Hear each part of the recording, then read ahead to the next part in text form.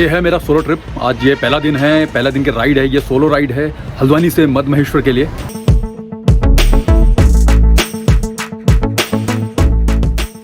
आओ आप लोगों को सैर कराता हूँ अपने उत्तराखंड की कुमाऊं से लेके गढ़वाल तक।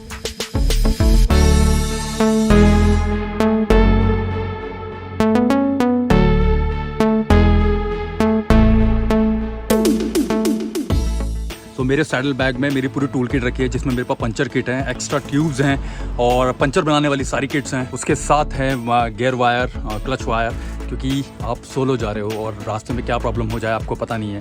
हिमालयन ले जा रहे हो तो उसके साथ तो और मेजर प्रॉब्लम है, उसके पार्ट्स हर जगह मिलते नहीं हैं। ठीक, तो पिंडर नदी पिंडारी से निकलते हुए पूरा कुमाऊं घूमते हुए यहाँ गढ़वाल में कर्णप्रयाग में अलकनंदा के साथ संगम करती है।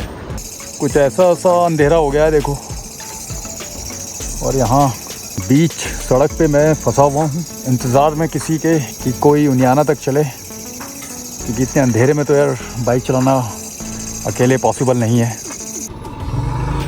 तो ऐसे रूट पे अकेले रात में तो मत आना।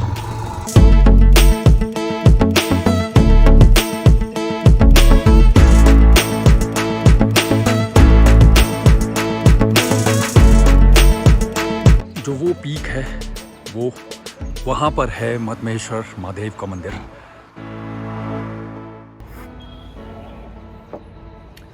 तो सफ़र की शुरुआत अगर सुबह सुबह गर्मा गर्म चाय से हो जाए तो क्या कहने। तो नमस्कार दोस्तों, स्वागत है आप लोगों का इस ट्रैवल चैनल में, विक्स एंटरटेनमेंट्स और ट्रैवल फिल्म मेकर। और आज फाइनली मैं निकल रहा हूँ काफ़ी टाइम बाद अपने एक नए सफ़र में, एक नए ट्रिप पे, और इस बार है सोलो ट्रिप। और इस बार की जो मेरी मंजिल है वो है 5 केदार में से 3 केदार को कवर करना, जिसमें हैं श्री मद महेश्वर, श्री रुद्रनाथ, श्री कल्पेश्वर।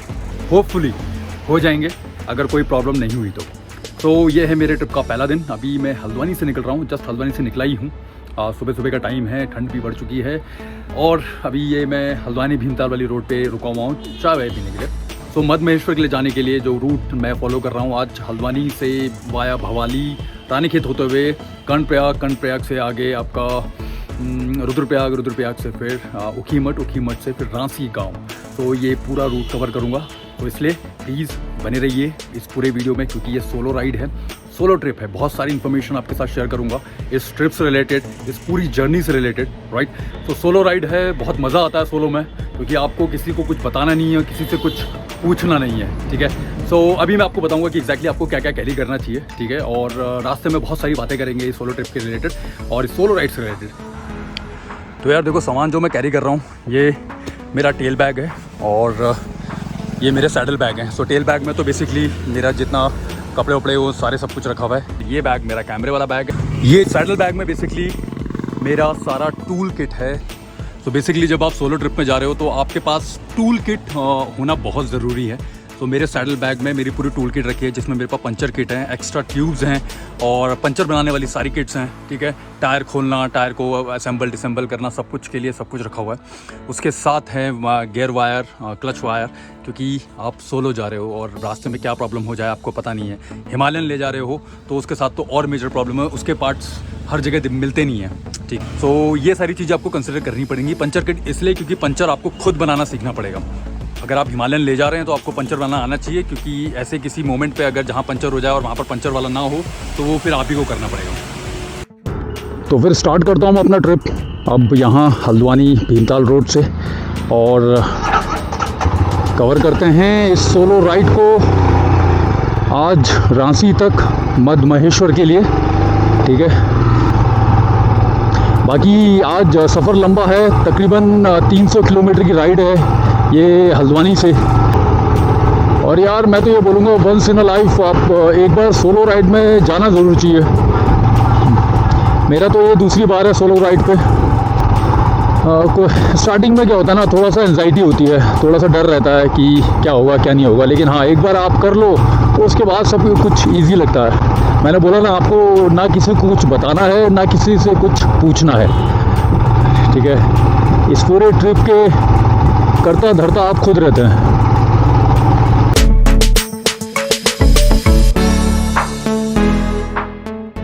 आओ आप लोगों को सैर कराता हूं अपने उत्तराखंड की कुमाऊं से लेके गढ़वाल तक। मद महेश्वर के लिए जिस रास्ते में मैं हूं उसमें आप कवर करेंगे कुमाऊं के कुछ बेहद खूबसूरत जगह, जिसमें आप भीमताल से होके गुजरेंगे। आप गुजरेंगे भवाली से। भवाली के बाद आप पहुंचेंगे कैंची धाम, जहां आप बाबा नीम करोली के दर्शन करना ना भूलिएगा। उसके बाद आप पहुंचेंगे गर्म पानी।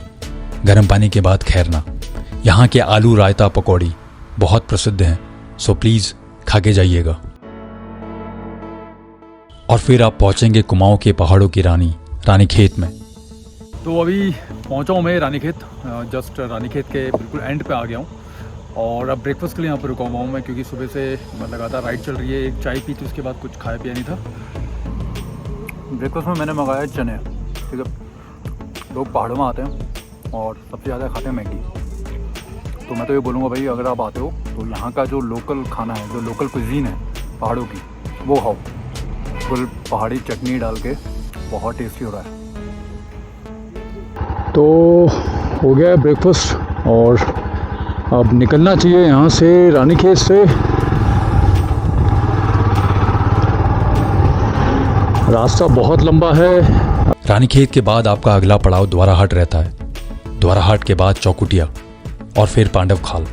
पांडव खाल के बाद कुमाऊं का क्षेत्र खत्म हो जाता है और फिर आप गढ़वाल में एंटर कर जाते हैं, जिसमें सबसे पहले आप पहुंचते हैं Gairsain, the summer capital of Uttarakhand. Gairsain के बाद दिवाली खाल और फिर आदि बद्री। आदि बद्री से कुछ 15 किलोमीटर में कर्णप्रयाग आ जाता है।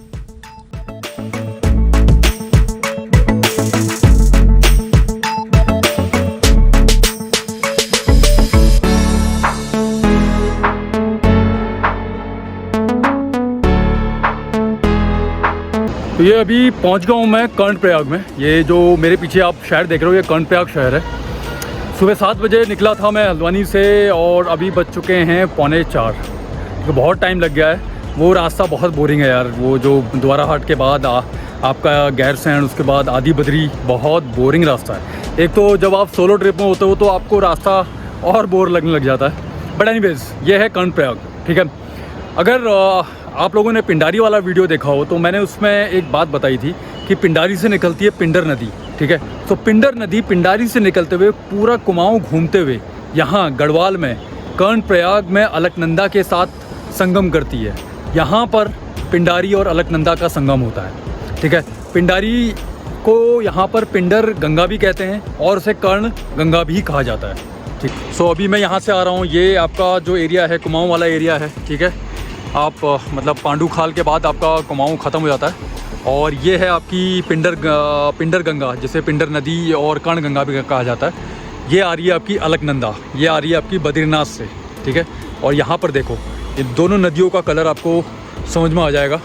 एक थोड़ी सी नीली है और एक कितना, अभी खैर बारिश की वजह से मेरे ख्याल से अभी कुमाऊं में बहुत बारिश हो रही थी तो उस वजह से ये इतनी लाल हो रही है मिट्टी जैसी। और यहाँ पर इन नदियों का संगम है और उसके बाद ये एक नदी अलकनंदा बन जाती है। ये सो एनीवेज, ये था एक छोटा सा ट्रिविया कर्णप्रयाग के बारे में। हालांकि आज कर्णप्रयाग के बारे में ये वीडियो नहीं है, क्योंकि मैं थोड़ी देर के लिए यहाँ पर रुका था, बहुत देर से बाइक चला रहा हूँ और अब मैं यहाँ से निकल रहा हूँ आगे ऊखीमठ के लिए। वैसे एक और बात बताना चाहूँगा, ऊखीमठ आप 2 रास्तों से पहुँच सकते हैं, एक वाया रुद्रप्रयाग और एक यहीं कर्णप्रयाग से। अगर आप बद्रीनाथ वाला हाईवे लेंगे वहाँ से तो बेसिकली आपको जोशीमठ की तरफ को जाना है, लेकिन बीच में गोपेश्वर पड़ता है। गोपेश्वर का जो कट है वो ले लेना है, जो तुंगनाथ और चोपता के लिए जाता है। वो रूट मैं इसलिए फॉलो नहीं कर रहा हूँ क्योंकि शाम का टाइम हो गया है और वो जो रास्ता होता है वो जंगल वाला रास्ता है, ठीक है।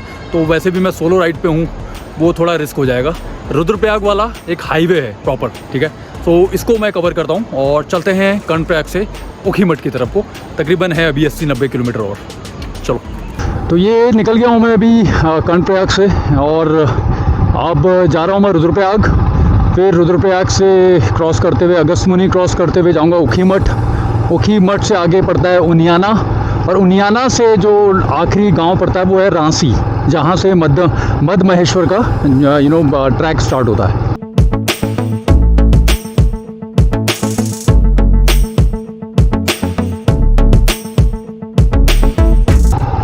अरे यार, यहाँ तो बारिश हो रही है। अब ऐसा ना हो, बस कुछ 28 किलोमीटर बचे हैं। बारिश यार, ये तो ख़राब हो जाएगा सब कुछ। हालांकि मैं रेनकोट वगैरह लेके चल रहा हूँ, लेकिन फिर भी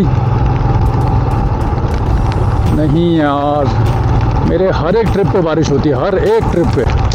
हो गई। तो देख लो यार, कुछ ऐसा सा अंधेरा हो गया। अगस्त महीने में बारिश हुई और उस टाइम पे उजाला था काफ़ी, तो मैंने रेनकोट वगैरह डाल लिया, तो मैंने सोचा कि मैं आगे निकल जाऊंगा, लेकिन फिर एकदम से अंधेरा हो गया और बड़ी मुश्किल से मैं ऊखीमठ तक पहुंचा, किसी के पीछे गाड़ी लगा के। और फिर वहाँ से मैं बहुत वेट करता रहा कि कोई मेरे आगे जाएगा, क्योंकि यार देखो प्रॉब्लम ये है ना कि आप सोलो ट्रिप में, तो आप अकेले तो जाने का रिस्क ले नहीं सकते हो ना, ठीक है। एक तो जंगल का रास्ता है, ऊपर से पहाड़ी रास्ता है, तो आपको पता नहीं है कि रूट कैसा है, अगर आप उस रूट पे पहले आए नहीं है। तो बेस्ट सर्वाइवल टेक्निक यही है कि जो भी गाड़ी जा रही है आप वेट कीजिए, आप उसके पीछे लगिए, ठीक है। अगर कोई गाड़ी नहीं जा रही है और वाकई में बहुत लेट हो चुका, क्योंकि देखो मेरे केस में तो क्या है कि 6:30 बज रहे थे जब अंधेरा हुआ, तो मैंने ये कैलकुलेटेड रिस्क लिया, ठीक है। लेकिन मैं ये बिल्कुल सजेस्ट नहीं करूँगा कि अगर आप सोलो ट्रिप में, तो आप और आपके टाइम पे अगर 7:30-8 बज गए हो तब आप ऐसा रिस्क लो, क्योंकि पहाड़ों पे क्या होता है ना, 7:30-8 बजे तो लोग सो जाते हैं, तो वो मुश्किल है, ठीक है। तो कुछ ऐसी सी सिचुएशन हो गई है, अब ये जो भी गाड़ी जा रही है मैं उनके पीछे लगा के ऐसे निकल रहा हूँ। अब अकेले आने का यार ये थोड़ा सा प्रॉब्लम रहता है ना, कि आपके पास सोल्यूशन नहीं रहता है कुछ, अगर आप ऐसे अंधेरे रास्तों में फंस जाएं तो। ऐसी रोड पे अकेला आना तो बिल्कुल सेफ नहीं है। आज अगर ये गाड़ी वाले नहीं होते आगे तो मैं तो नहीं आ रहा था इधर, फिर मैं कल ही आता। तो अब मैं रांची से कुछ 6 किलोमीटर दूर हूँ और जहाँ पर मैंने अपना होम स्टे बुक किया, मैंने उनको बुला लिया है, तो उनकी बाइक आगे आ रही है। पहुँच गए क्या रांची? कुछ ऐसा सा ये होम स्टे है, काफ़ी रीज़नेबल प्राइस है, ठीक है। हाँ, सो ये मैं पहुंच गया हूँ रांची में बड़ी मशक्क़त के बाद, ठीक है। और ये है होम स्टे। इसकी बात मैंने ऑलरेडी पहले ही इंटरनेट से मैंने नंबर लेके पहले ही बुक कर लिया था, क्योंकि अभी यहाँ पर आके मुझे पता चला है कि अभी यहाँ पर भीड़ भी काफ़ी है। सो अभी रात हो चुकी है, तो इतना कुछ इस जगह के बारे में मैं बता नहीं पाऊँगा, तो थोड़ा सा 2 सेकंड का इंतज़ार कीजिए, मॉर्निंग हो जाती है, ठीक है। और फिर थोड़ा सा इस जगह के बारे में आपको बताऊँगा।